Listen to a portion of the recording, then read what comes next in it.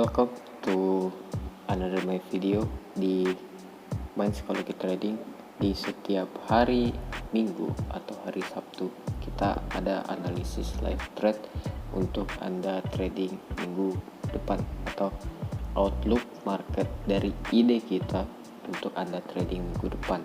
Sekali lagi saya ingatkan, ini bukan acuan Anda untuk trading atau acuan Anda untuk open market, tapi ini merupakan ide kita untuk Anda gabungkan dengan ide Anda supaya hasil trading Anda maksimal.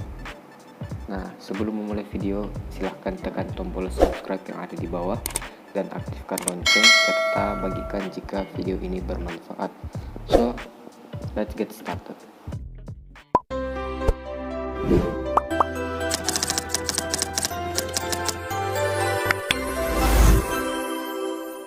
Panduan Anda untuk trading minggu depan. Nah, kita lihat di Euro USD di weekly time frame. Di weekly time frame dia sedang sideways trennya, trend besar maksudnya sideways. Cuman berapa minggu ke belakang itu, dari mulai 23 Maret 2020 sampai sekarang dia masih up trend. Artinya apa? Euro USD sedang bergerak naik. Kemungkinan untuk 1 bulan ke depan, ini kan weekly, kemungkinan untuk 1 bulan ke depan trendnya masih akan tetap bullish sampai ke poin 1.25430. Di daily time frame kita juga lihat sama, dia sedang up market. Dia break trend line, break retest, dia akan penurunan membentuk higher low sebelum dia pergi ke target final kita di 1.25430. Di situ target final kita. Kita lihat di H4 sendiri, kita mencari momentum untuk buy atau sell. Nah, kita lihat di sini break retest membentuk lower high, langsung turun membentuk lower low. Nah, kalau jadi lower low-nya, ini sudah jadi lower low-nya. Sementara dia sudah masuk area zone kita, atau dibilang support zone. Support become resistant, berarti ini sebelumnya dia menjadi support, naik menjadi resistant. Nah, ini adalah area support become resistant. Nah, dia break area support become resistant ini yang warna abu-abu, break retest, kemungkinan kita bisa asumsikan dia untuk penurunan minggu depan ke poin 1.20571 sebelum dia naik. Di H1 sendiri kita melihat momentum strong sell. Kenapa? Karena dia sudah retest ke area zone kita. Nah, setelah dia retest ke area zone, kita mencari lower high valid. Nah, sebelum itu kita melihat apakah lower high valid di H1 itu valid juga di H4. Nah, setelah valid di H4, ini kan belum valid, dia masih harus membentuk satu candle lagi melewati daripada support di sini, di support yang ada di candle hammer ini. Nah, di H1 sendiri kita bisa melihat dia terjebak di area support. Artinya apa? Kita menunggu untuk dia break area support di sini. Break area support di sini, kita bisa entry sell sampai poin sini, target final kita. Target final turun sebelum dia membentuk higher low di time frame besar untuk naik. Nah, di GBP USD CAD sendiri, di USD CAD sendiri di weekly time frame kita bisa melihat dia strong sell. Artinya apa? Trennya sedang down trend moment. Nah, kita bisa melihat di sini di area berapa ini? di area 1.19355. Ini adalah support terakhir dari ini sendiri, USD CAD sendiri di time frame weekly. Ini artinya key support. Nah, kita lihat di daily time frame. Daily time frame sendiri sama, dia sedang down trend, sementara ini dia sedang sideways. Kalau perlu kita bisa asumsikan dia di daily time frame dia down trend base, terus dia bisa melanjutkan down trend moment. Nah, itu biasa dinamakan drop base drop.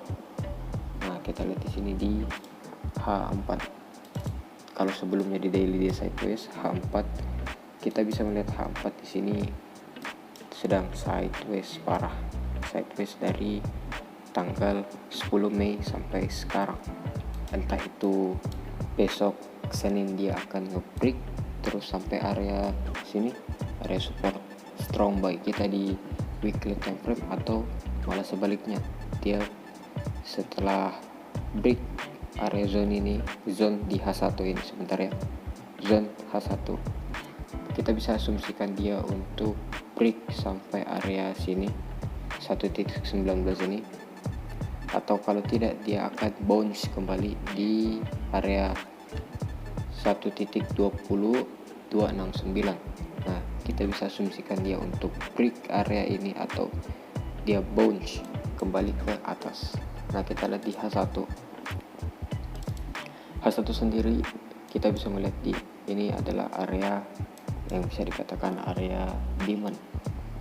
Nah, dia ke atas terus bentuk zone atau bisa dibilang sideways kecil, dia langsung drop kena area key level kita, langsung drop, dia retest terus langsung drop lagi.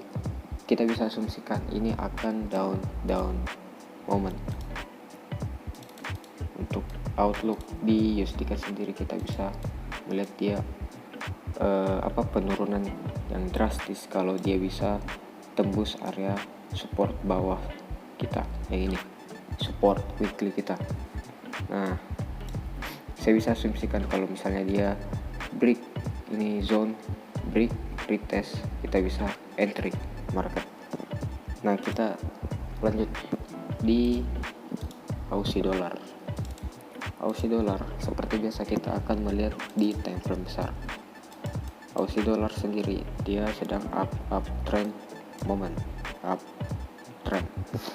Nah, sementara ini dia sedang dalam masa sideways-nya dari tanggal 4 Januari sampai sekarang. Nah, kita boleh di daily time frame. Daily time frame sama, dia sedang sideways. Tapi sideways-nya kita bisa lihat di sini. Sideways di sini dia sedang membentuk coding yang namanya high, lower high, lower high, lower high. Dia membentuk lower high terus. Lower high terus dibuat lower high. Kita bisa lihat lagi dia bentuk lower high lagi. Kita bisa melihat lagi dia bentuk lower high lagi. Artinya apa? Pressure seller atau pressure seller itu masih kuat. Kita bisa asumsikan dia untuk naik sedikit lagi. Coba kita lihat di H4. Nah, H4 sendiri kita bisa asumsikan dia untuk naik sedikit lagi ke area trendline kita sebelum dia boom turun at least sampai 0.76857. Nah, kita lihat di H1. Kalaupun dia tidak bisa menyentuh area trendline kita, paling tidak kita mempunyai pattern flag. Nah, jika flagnya ini berhasil menembus ke atas seperti flagnya jadi, artinya apa? Flagnya berhasil. Jika tidak, dia akan break. Kita bisa langsung open posisi jika dia break at least 1:2. Nah, targetnya di 0.657. Di situ maksimal targetnya untuk Aussie dollar. Nah, kita bisa asumsikan dia untuk naik terlebih dahulu, atau kalau tidak dia langsung break at least langsung ke area kita yang ini. Sampai situ analisa market kali ini. Jangan lupa tekan subscribe di bawah jika Anda suka dengan konten kami, and see you next time.